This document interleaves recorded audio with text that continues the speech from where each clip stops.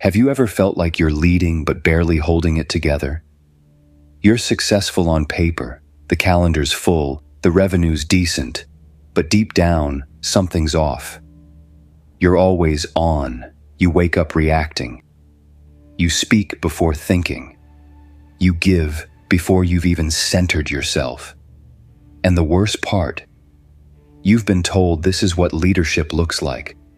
But what if the truth is the opposite? What if your power isn't in doing more, but in doing less with precision?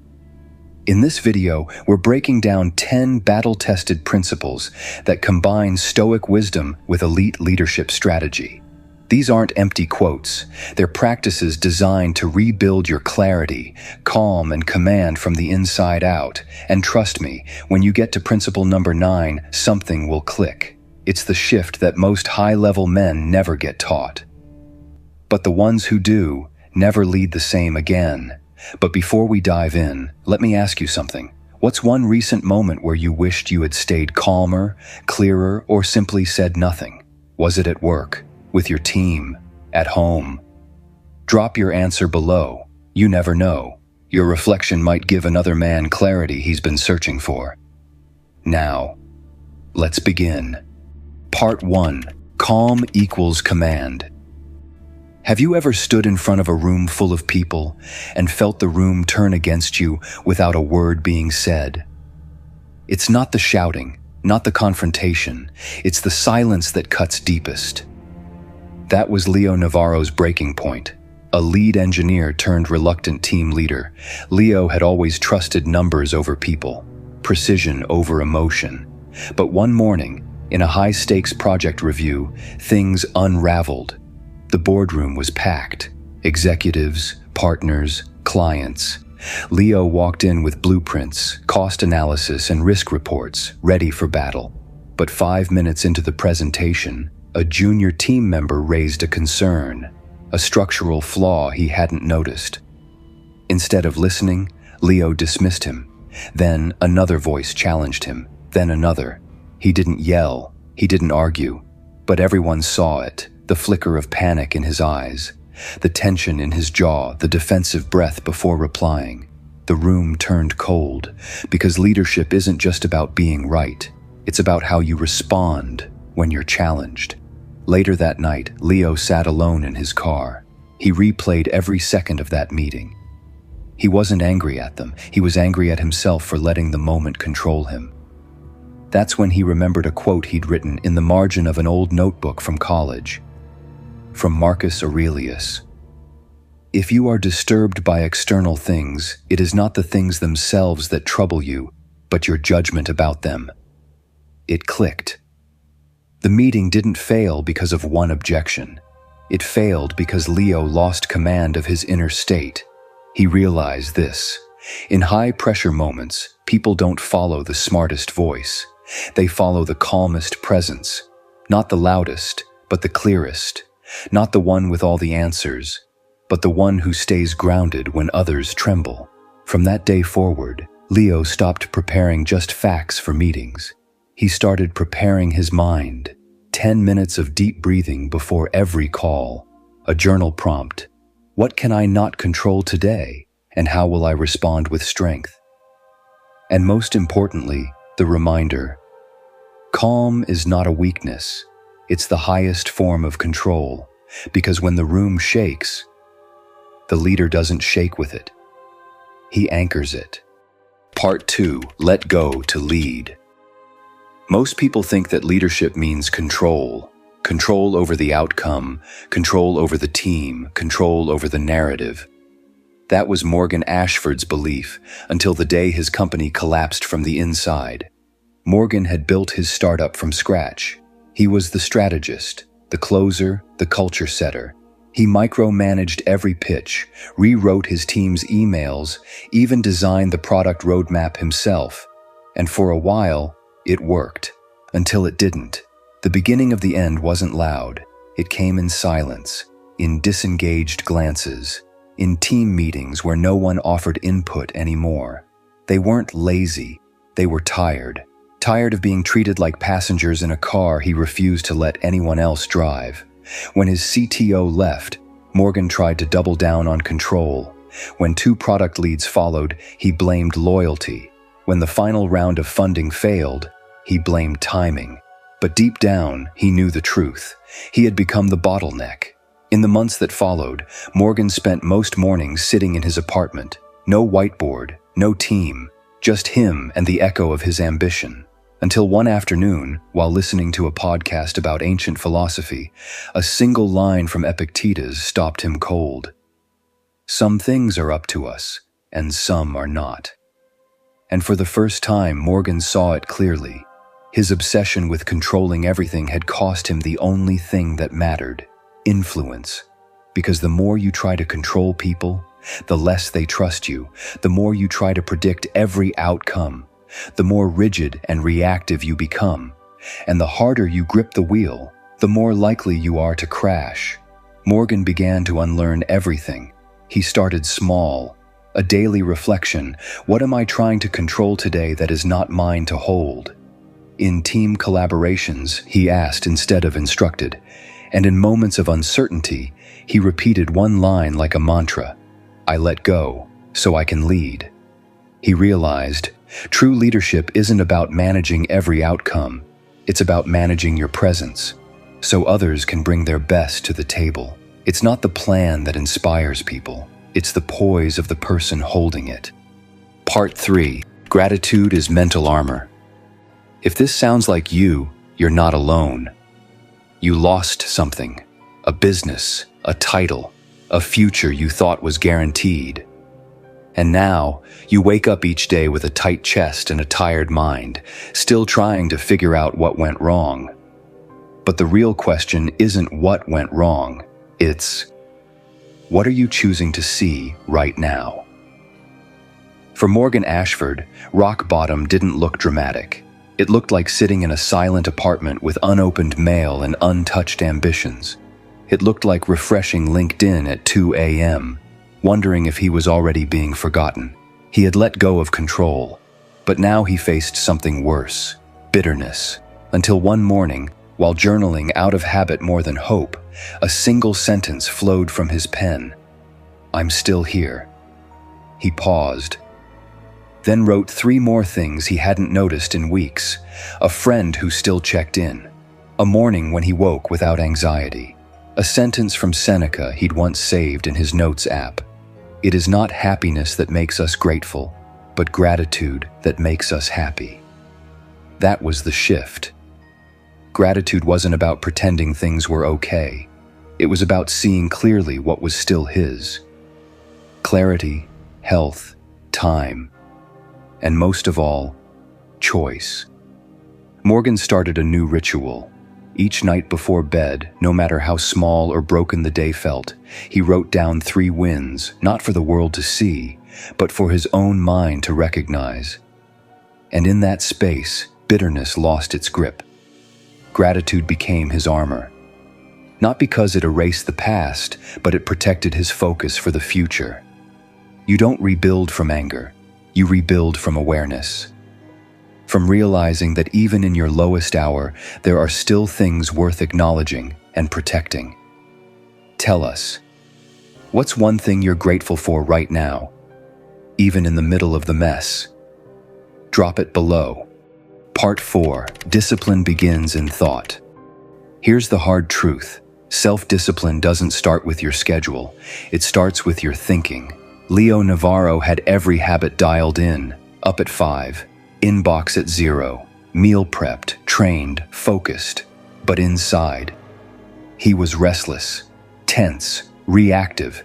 He didn't feel in control. He felt controlled by the constant need to stay ahead, to outthink problems before they arrived.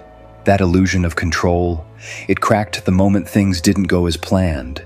One night, after a long day of silent frustration, Leo opened an old journal he kept from his engineering days. Buried between sketches and formulas, he found a single quote scribbled in the margin, from Marcus Aurelius: "The soul becomes dyed with the color of its thoughts." He stared at that line, and it hit him. His outer life was structured, but his inner world was chaos. He was trying to lead teams, solve problems, and make strategic calls, but all from a mind clouded by fear, by ego, by unspoken tension. And that's when he understood. You can't lead anything clearly if your thinking isn't clear. No habit, no planner, no app, no hack can compensate for a polluted mindset. So Leo made a shift. It wasn't flashy, but it was radical. Before every key decision, he paused, just for a few seconds, and asked himself, what color is my thinking right now? Is it defensive, desperate, or deliberate? If the answer wasn't calm, focused, or objective, he waited. Because action taken from a distorted mindset is rarely wise, and often costly. Over time, something changed. He stopped rushing to reply. He stopped feeding every anxious thought. He started thinking in principles, not panic. And slowly, discipline became who he was, not what he forced. That's the truth most people miss.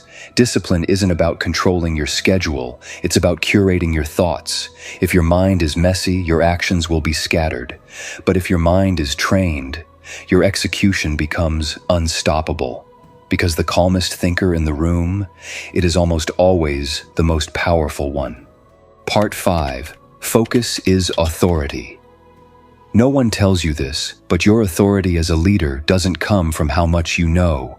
It comes from what you choose to ignore. That was Leo Navarro's next lesson. After months of rebuilding his inner discipline, one thing still haunted him: noise, notifications, opinions, opportunities, distractions dressed as urgency. He wasn't overwhelmed because he was weak. He was overwhelmed because he was available to everything. One afternoon, sitting in a strategy session, Leo noticed something odd.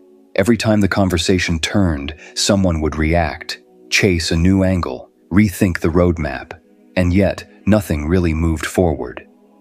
It hit him like a quiet truth. Focus isn't just a productivity skill. It's a form of power. The power to say, this is what matters, and that isn't mine to carry. That night, he returned to his journal. This time, it wasn't Marcus. It was Epictetus who offered the clarity. You become what you give your attention to. Leo read that line over and over and realized every time he let someone's comment derail his clarity, he gave up authority. Every time he responded to drama, urgency, or gossip, he trained his mind to scatter. So he made a decision. From now on, focus would be his default, not just in meetings, but in mindset. He redesigned his environment, muted everything that didn't move the mission forward, gave himself 2 windows a day to check outside noise, then shut the door. Started each morning not with tasks, but with this question: what must stay in my field of focus today, and what must go? And just like that, his energy changed. He wasn't reacting, he was directing. People noticed. Clients leaned in. His team felt steadier. Not because he talked more, but because he radiated something rare: calm conviction. Here's the truth. In a world that tries to pull you in 100 directions, your ability to focus is your authority. You don't need to out-talk anyone, just out-focus them. What's one distraction you need to cut today to reclaim your clarity? Type it below, and let's hold each other accountable.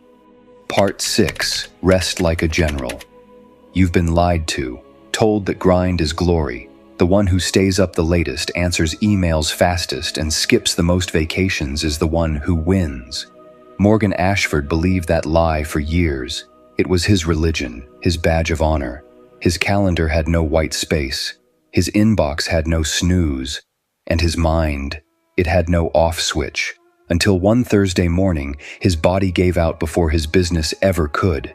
He didn't collapse. There was no hospital drama, just a quiet breakdown, one that showed up as fatigue he couldn't shake, brain fog he couldn't fight, and a deep, gnawing resentment toward the very thing he once loved building. He called it burnout, but deep down, it was something more dangerous. He had confused exhaustion with excellence. That weekend, while trying and failing to read a book, he found a line from Seneca scribbled in the margins: "Even the strongest sword loses its edge if never rested." He stared at it like it was the first truth he'd heard in months, and it struck him he had been swinging a dull sword for years. So Morgan did the unthinkable. He stopped, not forever, not irresponsibly, but intentionally. He restructured his entire life around one radical idea: rest is not weakness, rest is leadership. He gave his mind room to breathe. No screens 30 minutes before bed. Silent walks, not podcasts. One Sabbath day per week. No agenda, no email, no guilt. And what happened? His thinking sharpened. His team stopped waiting for him to fix everything and started fixing things themselves. And the fire? It didn't burn out. It reset. Because here's the truth. High performers never hear. You're not paid for your exhaustion. You're paid for your clarity, your decisions, your presence under pressure. And none of that survives without recovery. Even ancient warriors knew this, so why are modern leaders the only ones still fighting tired? Part 7. Win the morning, win the war. There's a reason why the world's sharpest minds protect their mornings like sacred ground. Because before the world tries to own your energy, you need to reclaim your command. Leo Navarro used to start his day the same way most ambitious men do. Phone first. Headlines, notifications, Slack. Already behind by 6:15 a.m. He called it staying informed. But what he was really doing was waking up into other people's agendas. Then came the burnout, the mental fog, that moment when high performance felt like surviving, not leading. And that's when he changed everything. Not with a new planner, not with some miracle routine, but with a new philosophy. One morning, flipping through Meditations by Marcus Aurelius, Leo read, "When you arise in the morning, think of what a precious privilege it is to be alive, to breathe, to think, to enjoy, to love." That hit differently, because for years Leo didn't rise, he reacted. He didn't set the tone, he absorbed it. And that's where the war was lost, before breakfast. So he made a shift. Not a 2-hour monk-like routine. Just 30 minutes of intentional silence and structure before letting the world in. No phone for the first 30 minutes. 5 deep breaths at the edge of the bed. A question written on his desk. How do I want to show up today? A short walk before any screen. And one promise. Start the day on offense, not defense. Within weeks, the results were subtle but powerful. He didn't flinch at urgent emails, didn't get sucked into morning chaos, and most of all, he stopped rushing into his own day like he was already losing. That's the truth most men miss. Your morning isn't a warm-up, it's your battlefield. If you start the day chasing, you'll spend it surrendering. But if you win the first 30 minutes, you build momentum that can't be shaken by noise, pressure, or ego. What's the one thing you need to remove or add to your mornings to start leading with intention? Drop it in the comments. Part 8. Vision becomes victory. What if I told you that most people never fail because they're unqualified? They fail because they can't see the future they're trying to build. That was Morgan Ashford's blind spot. After burning out and rebuilding from rock bottom, he had systems, he had strategy, but what he didn't have was vision. He'd wake up, pour the coffee, tackle the calendar, meetings, tasks, metrics, but something was missing because you can't lead a company or a life on autopilot. Not if you want meaning, not if you want alignment. Then came the turning point. It wasn't a book, it wasn't a breakthrough. It was a single conversation with a mentor who looked him in the eye and asked, "Morgan, what does winning actually look like to you?" And for the first time, he didn't have an answer. He had revenue goals, he had projections, but no picture of the man he was becoming, of the life he was building toward. That night, Morgan went home and pulled out a blank page. At the top, he wrote a quote from Epictetus. "First say to yourself what you would be, and then do what you have to do." He sat with that, let it press into him like a slow truth. Then he did something he hadn't done in years. He visualized, not just numbers, not just results, but identity. He asked, what does the best version of me look like under pressure? How do I lead when no one's watching? What kind of father, partner, founder do I want to become? And slowly, the fog lifted. Each morning after that, Morgan revisited the vision. He stopped reacting to outcomes and started aligning with identity. He kept the vision visible, a sentence taped to his desk, a screensaver that reminded him of the mission, not the noise, a weekly practice of imagining success, not as fantasy, but as blueprint. Because here's the truth most men overlook. If you can't see it, you'll never stay consistent long enough to build it. Vision isn't fluff, it's the compass, it's the filter, it's the reason you say no when everyone else says yes. Part 9. Control the breath, command the moment. I once knew someone who could command an entire boardroom with one thing: his breath. He didn't speak louder than everyone else, didn't posture or fill the space with bravado. He simply knew how to stay calm when every other man at the table was unraveling. That man was Leo Navarro. But he wasn't always like that. There was a time when pressure broke him. One heated email, one bad pitch, one raised voice, and his mind would go into battle mode. He thought speed was power, thought the first one to react had the upper hand, until the day he didn't. When his impulsive reaction in a negotiation cost his firm a six-figure deal. Not because he lacked knowledge, but because he lost control of himself. That night, angry and ashamed, Leo opened Meditations again.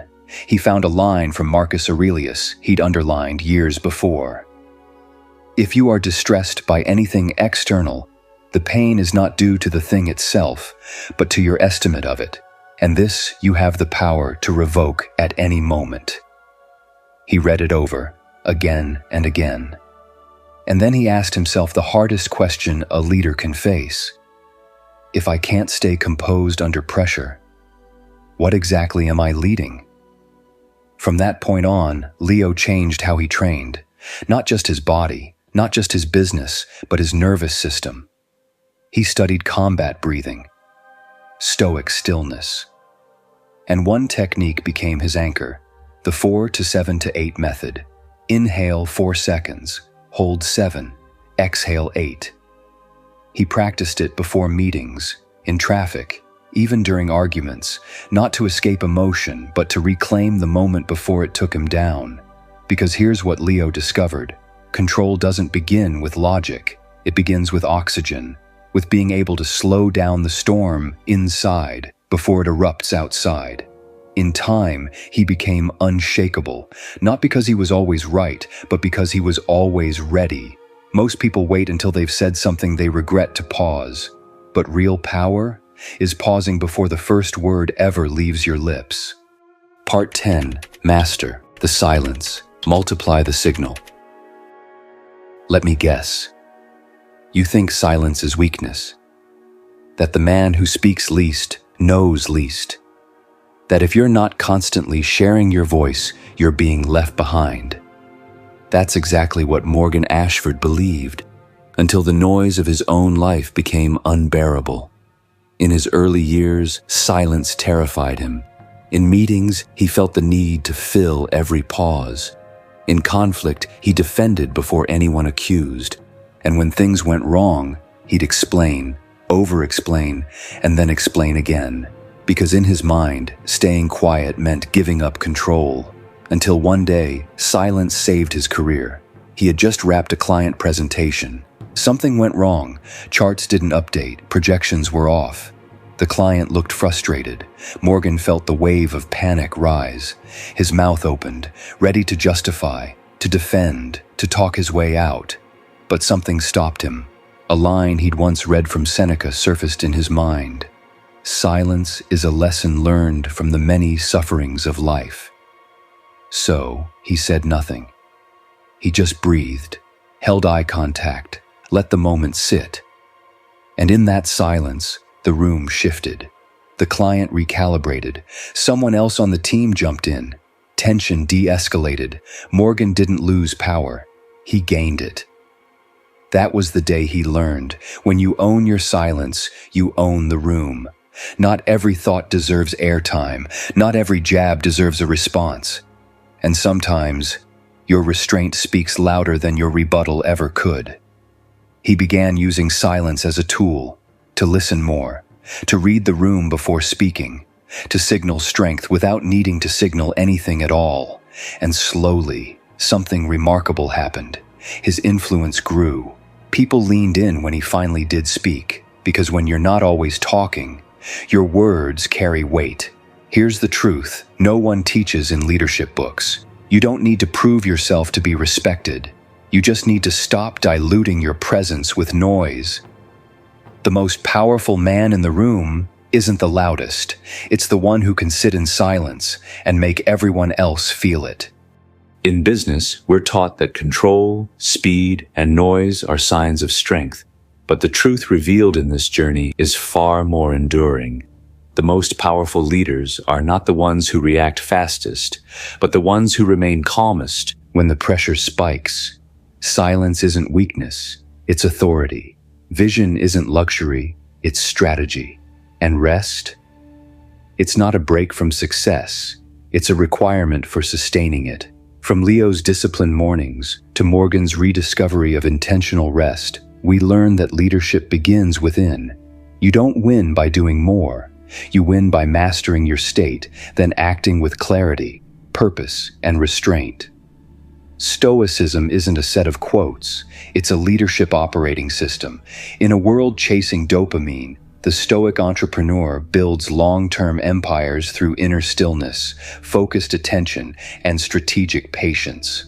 So ask yourself, what part of your daily leadership is still reactive instead of intentional? Let us know in the comments.